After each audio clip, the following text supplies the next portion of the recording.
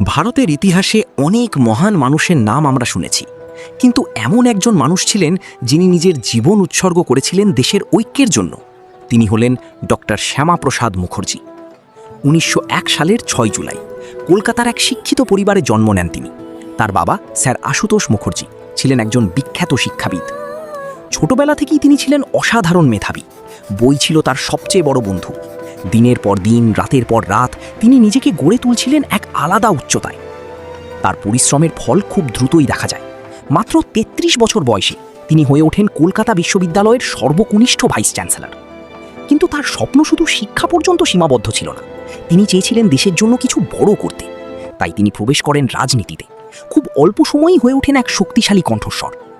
১৯৪৭ সাল, ভারত ভাগের সময়। চারদিকে আতঙ্ক, মানুষ ঘর ছাড়া।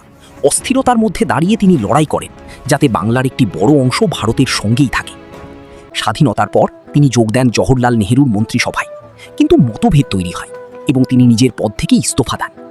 ১৯৫১ সালে তিনি প্রতিষ্ঠা করেন ভারতীয় জনসংঘ, একটি নতুন রাজনৈতিক পথ যা ভবিষ্যতে ভারতের রাজনীতিতে বড় পরিবর্তন আনে।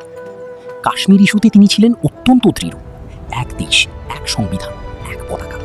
এই আন্দোলনের জন্য তিনি কাশ্মীরে প্রবেশ করেন, কিন্তু তাকে গ্রেপ্তার করা হয়।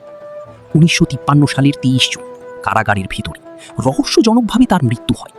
আজও সেই মৃত্যু অনেক প্রশ্নের জন্ম দেয়।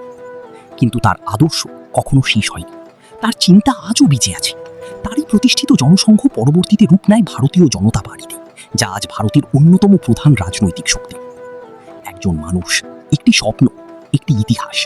ডক্টর শ্যামাপ্রসাদ মুখার্জি চিরকাল স্মরণীয়।